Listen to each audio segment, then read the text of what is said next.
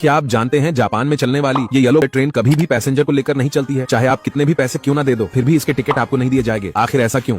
और इस ट्रेन का रंग येलो क्यों है? चलिए जानते हैं दोस्तों। जापान में इस ट्रेन को डॉक्टर येलो कहते हैं, जो हाई स्पीड डायग्नोस्टिक ट्रेनों का एक छोटा रूप है। जापान की बुलेट ट्रेन पूरी दुनिया में अपनी सेफ्टी और कंफर्ट के लिए जानी जाती है। वहीं जापान भी इस ट्रेनों की सुरक्षा पर पूरा ध्यान देता है, इसलिए इस स्पेशल येलो ट्रेन को बुलेट ट्रेन के ट्रैक्स पर चलाते हैं। ये ट्रेन बुलेट ट्रेन ट्रैक्स की रेगुलर जांच करती है। इस ट्रेन के अंदर बहुत सारे सेंसर लगे होते हैं, जो ट्रैक्स की छोटी से छोटी कमी को तुरंत पकड़ लेते हैं। इसलिए इस ट्रेन में कोई पैसेंजर नहीं बैठ सकता है। वही इस ट्रेन का रंग येलो इसलिए होता है क्योंकि येलो रंग रात में आसानी से दिखता है और ये रंग बाकी बुलेट ट्रेनों के रंग से अलग भी होता है। क्या आप जानते हैं जैसे ही ये लकड़ी काटने वाली मशीन इंसान के हाथ को छूती है, वैसे ही इसका घूमता हुआ ब्लेड तुरंत रुक जाता है। लेकिन मशीन को कैसे पता चलता है कि कटने वाली चीज इंसान का हाथ है, लकड़ी नहीं? चलिए जानते हैं। दरअसल दोस्तों, ये एक मॉडर्न सॉ स्टॉप मशीन है, जिसमें लगे ब्लेड में लगातार कम वोल्ट के साथ बिजली चलती रहती है और लकड़ी जो होती है उसमें बिजली का प्रवाह नहीं होता है। इसलिए जैसे ही इंसान का हाथ चलती हुई ब्लेड को टच करता है, इस ब्लेड में मौजूद करंट इंसान के हाथ में ट्रांसफर हो जाता है, जिसे मशीन तुरंत पहचान लेती है और सेकंड से भी मिली सेकंड में इस मशीन में लगा एल्यूमिनियम का ब्रेक इस ब्लेड में फंस जाता है, जिसे घूमती हुई ब्लेड रुक जाती है।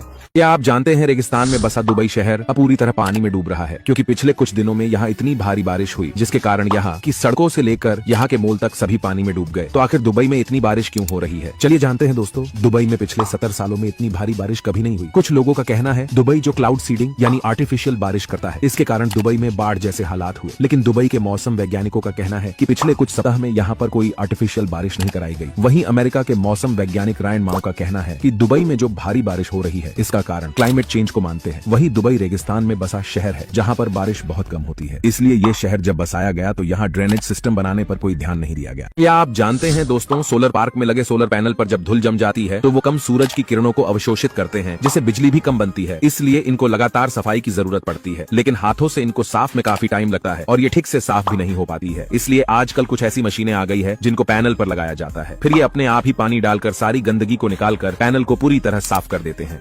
और हेलियाटैक नाम की एक जर्मन कंपनी तो ऐसे सोलर सेल को बनाती है, जिसे आप अपने घर की छत, दीवार और खिड़की पर भी लगा सकते हैं। इस पेपर की तरह दिखने वाले चीज में ऑर्गेनिक सोलर सेल लगे होते हैं, जो कि हाइड्रोकार्बन से बने होते हैं। ये सोलर फाइल हल्की और लचीली होती है, जिसे आप आसानी से कहीं भी लगा सकते हैं। क्या आप जानते हैं मुंबई से नवी मुंबई के बीच बना अटल सेतु ब्रिज को बनाने के लिए अगर एक जापानी कंपनी 15,000 करोड़ रुपए का लोन नहीं देती तो ये ब्रिज को बनने में कुछ और साल लग जाते। आखिर ये कौन सी कंपनी है? चलिए जानते हैं दोस्तों। मुंबई से नवी मुंबई के बीच बना अटल सेतु ब्रिज लगभग 22 किलोमीटर लंबा 6 लेन हाईवे है, जो 16 किलोमीटर समुद्र के ऊपर बना हुआ है, जहां इस पूरे ब्रिज को बनाने में 17,800 करोड़ रुपए से भी अधिक खर्चा हुआ है, जिसमें से जापानी कंपनी JICA के द्वारा अकेले 15,000 करोड़ रुपए का लोन दिया गया। इसके अलावा इस ब्रिज को बनाने में L&T और टाटा जैसी कंपनियों ने भी इस ब्रिज पर काम किया है।